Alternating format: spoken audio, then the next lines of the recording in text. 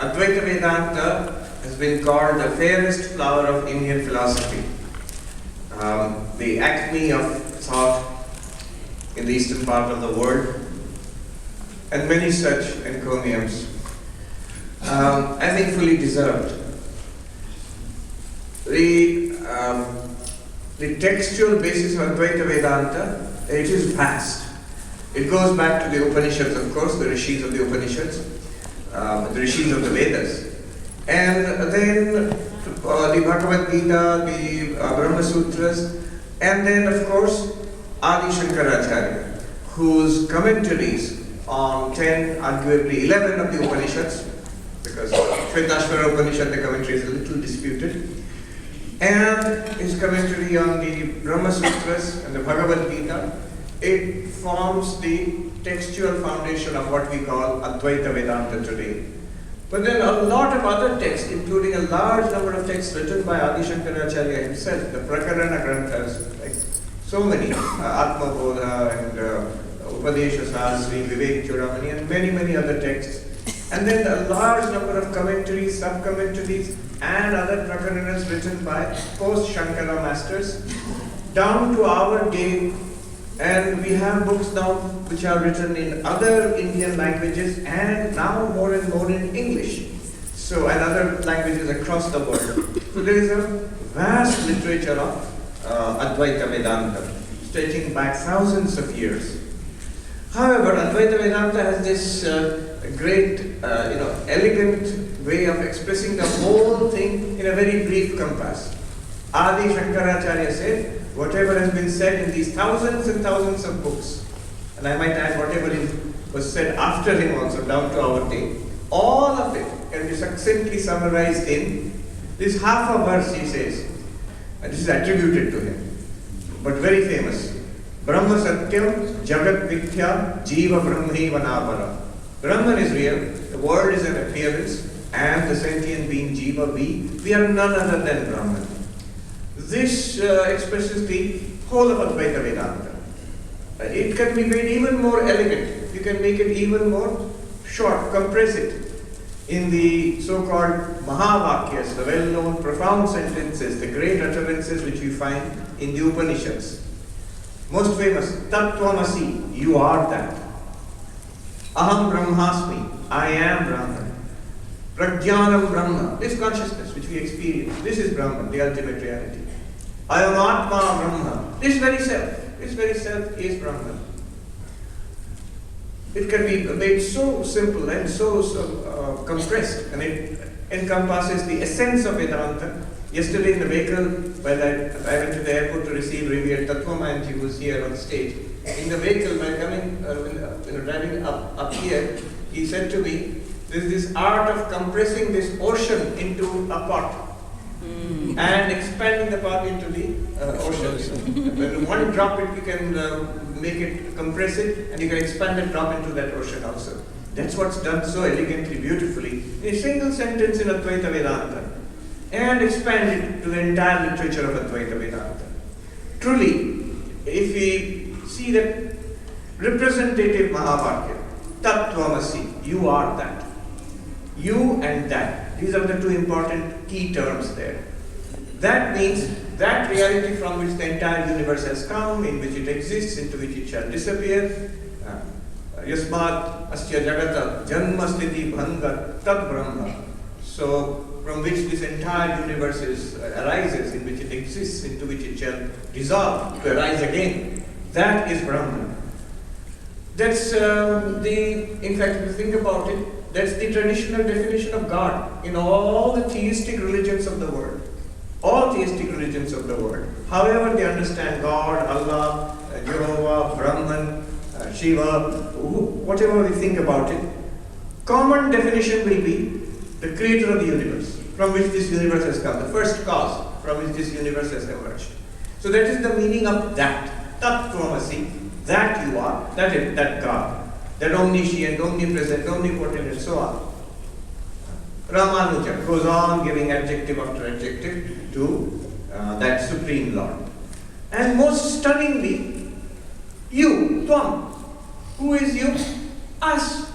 In the original, the source in the Shvetaketu, in the Chandogya Upanishad 6th chapter, 9 times his father tells him, you are that. You means you, this young man, Shvetaketu. We this ordinary individual human being. I am that. Now, obviously, immediately that leads to a tremendous contradiction. If you step back and see, this covers the entire gamut of religion. Some religions are that centered, God-centered. In fact, all the sort that we were discussing since yesterday, Dvaita, Vishishtadvaita, and all the masters who taught that, they were talking about that, about Brahman, the ultimate reality, the God of this universe, understood as Vishnu, Narayana, or Shiva, or Devi. So religions are that centered. Dvaita, Vishishtadvaita, Shuddhadvaita, Dvaitadvaita, Achintya Bheda, they are all that centered. God-centered. Islam, Christianity, Judaism, Zoroastrianism, that centered. It's all about that reality. But there are religions which are, I will not say self-centered, that sounds very bad, but based on self-inquiry, into the inquiry of who am I or what am I. And then Buddhism immediately comes to mind. Either they are agnostic or atheistic about God. They are not interested in that question of God. Inquiry is into who is this being who is suffering and how can we take this being beyond suffering? How can I go beyond suffering? Inquiry into oneself. Jainism is well known in India, not so well known here in the West, but Jainism, again, it is about the liberation of the individual self. About Tvam, about you, about me. Even in Hinduism, you have Sankhya, you have Yoga, which are both about inquiry into oneself and the liberation of the self. In fact, if we look at the orthodox schools of Hindu philosophy, Nyaya, Vaisheshika, all of them are about self-inquiry and liberation, but some are theistic, and the others are focused on oneself. So, you have two broad kinds of spiritual quest. A quest about that, the reality of this universe, or a quest about oneself. It's very natural. That's the very structure of our experience, self and object. So you can seek God or the ultimate reality in the object, or you can seek it within yourself. Notice I have not put Advaita in any of these categories. There is an interesting thing about these categories. They are different. One, the that-centered religions, if you come close to them, you will find they are generally devotional. They are generally about faith, belief. They are generally about temples, churches, mosques, about worship, about festivals, and so on and so forth. The self-inquiry based religions are often about philosophy, meditation. You see Buddhism, for example, some forms of early Buddhism, self-inquiry. Both have their advantages and disadvantages. That based religion has advantage because God is omniscient, omnipotent, all the omnis, perfect, supremely powerful. If God exists, there's only one little difference. If. Because that is the big weakness in the that-centered approach. We can doubt the existence of God. Throughout centuries there have been atheists, never more than we have today. The largest number of atheists and agnostics ever in human history. And that advantage is there with the self-inquiry based religions because nobody doubts one's own existence. But the problem with the self-inquiry based religion is my existence is undoubted, but that is the problem. I have endless problems, financial, health, social, mental, physical, so many, just surrounded, definite existence, surrounded by problems. God's existence problem-free, infinite, perfect, but doubtful. Now I'll give you a unique idea of what Advaita Vedanta does. It brings these two together. It brings the indubitable, you cannot doubt, indubitable existence of yourself. Absolutely certain existence of yourself. And the infinitude of God, it brings them together. It takes our existence, I exist surely, and shows me that existence is infinite and problem-free.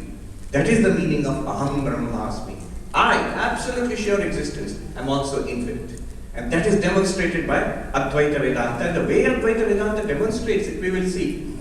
It's a philosophical way. Swami Tapasyanji contrasts Advaita Vedanta with the Dvaita and Vishishta Advaita approaches and says those are theologies. Advaita Vedanta is philosophy. In that one sense, Advaita Vedanta scores above the others. Also, Advaita Vedanta is accommodative of theologies. The theologies, as we saw, they are mutually exclusive to some extent. These and other issues we shall explore. And just like in all sessions, we have a central character. In Advaita Vedanta, it's very easy, Adi Shankaracharya. And so, Advaita Vedanta pre-Shankara, Advaita Vedanta during Shankara, and Advaita Vedanta after Shankara. And then we shall see the contributions of women sages from the most ancient times till today to Advaita Vedanta. We will begin with a beautiful hymn. As usual, we will request Revered Swami Ishatmanandaji Maharaj to come and chant the well-known Nirvana Shatakam, 6 stanzas of Nirvana of Adi Shankaracharya Maharaj.